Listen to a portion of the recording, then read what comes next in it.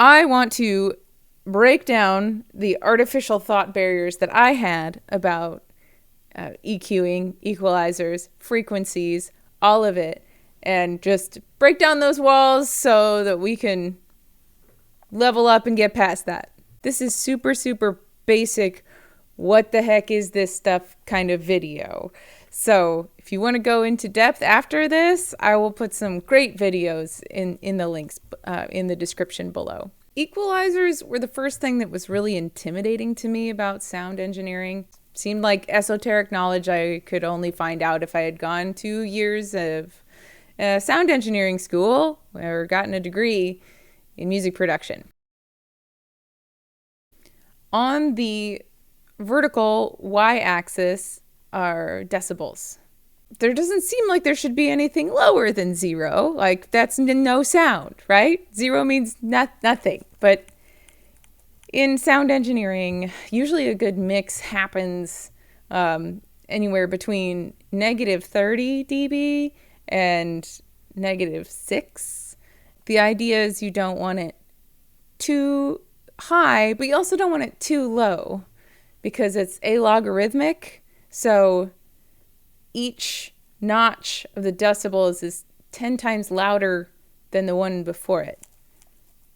So if it's too low, you are dealing with a much touchier range. Whereas if it's higher, you can make more adjustments and they're more subtle. The horizontal x-axis is frequency, and that's measured in hertz. Our human perception range is between 20 and 20,000 hertz. When we get into the thousands of hertz, we talk about kilohertz. Anything above 20,000 is considered ultrasonic. That's like what cats and dogs and a lot of other animals can hear.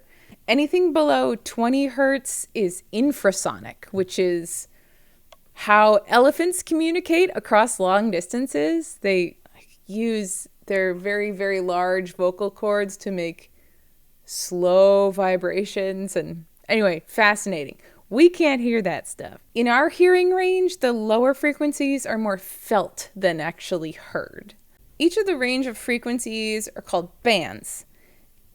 And if it's a 3-band EQ, like this on this mixer, then you only have 3 groupings of things to twiddle. You may have seen high, mid, low, like on an amplifier that you have, and those are frequency bands.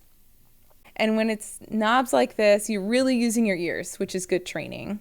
The ProChannel, you just click on this little button to open it up, and then double click, and you get this beautiful, beautiful equalizer. This is a 4-band equalizer. This also comes with a real-time analyzer, so you'll be able to see exactly what frequencies are happening. Like this is a real-time analyzer, also known as an RTA. There's just some jargon to get past.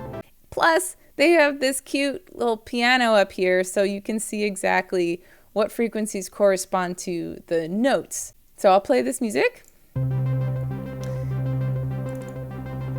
And the minute I move something, it should show up. Do I have this turned on? Oh, no, I'm turned on. There we go. Gotta turn it on. Turn it on. Mostly around this 200 to 500 area, but it also has this low frequency, like 50, that's kind of rumbly. Because everything below like 40, 45 hertz is considered kind of noise and rumbly, then you use a high pass filter. See this little HP? That stands for high pass. Now it's the same as low cut. So you're cutting the lows, you're letting the highs pass. There's some equipment also that you can see has low pass on it.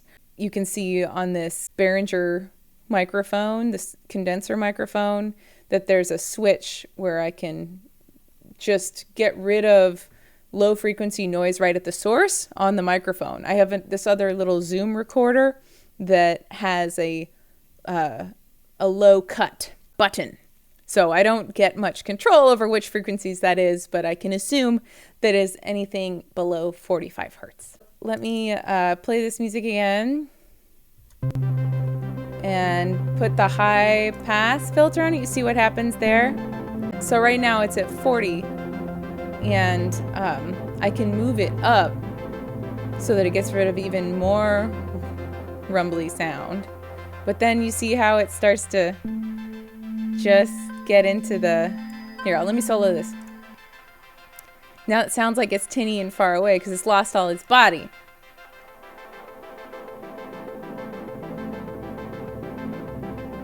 Here's Decibels, this knob, for the slope. So you can really smash it down to nothing so that you're not getting anything below those frequencies. The reason you'll want to cut them out, even if you can't hear them on the track, is they can build up and kind of create noise in your mix that's unpleasant and muddy. This digital readout tells us exactly the frequency, but on something like a live production soundboard, you're not getting the exact frequency. So it's really good training for your ears so that you're actually listening to what sounds good and what sounds not so good. If you can pick out what makes that instrument unique frequency-wise, try to carve it its own little home, make a little home for that instrument within the frequency range so that things don't sort of sound smushed together or cancel each other out. That's the other thing that can happen when you have two instruments, say like the guitar and a vocalist, especially like a soprano vocalist, and then a lead guitar who's playing more up on the neck. Those things can cancel each other out in a mix. But if you can bring out more of like the breathiness and the shimmer by boosting more of the upper range, like between 5K, 10K in the vocalist, that gives it that human breathiness that's a little bit more intimate that the guitar does not have. Maybe in the guitar, boosting more of the lower mids that give it, if it's an acoustic, that give it that sort of like round, warm feeling to it. And that way it carves out two kind of different homes for each of those voices.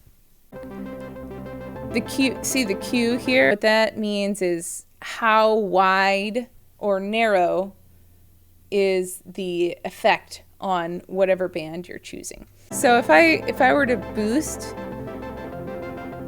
so I'll pull this up. Ooh, that sounds boxy. And if I narrow the Q, then it's more of a surgical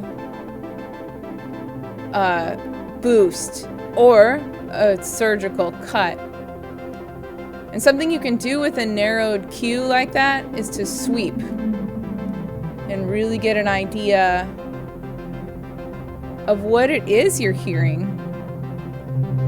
Like, ooh, there's a real active frequency right there in that range. This is also how phasers work. Still, kind of sweep through the sound. I might actually put a phaser on this song. That sounds dope. This can help you to train your ear to figure out what frequencies are doing what job. Because all the frequencies have a job to do.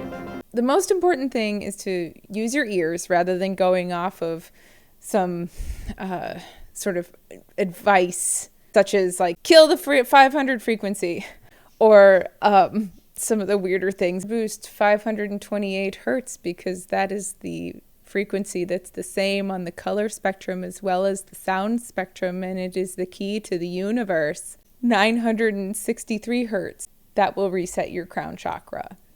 I won't go there this time because this is about sound production, and to each their own. So give a like if this was helpful to you or maybe inspired you to go a little deeper with learning about EQ, and most importantly, to not be intimidated by any of this stuff. You can learn it. I make weekly videos, so be sure to subscribe to get updates on that. Until then, have a great week. Bye for now.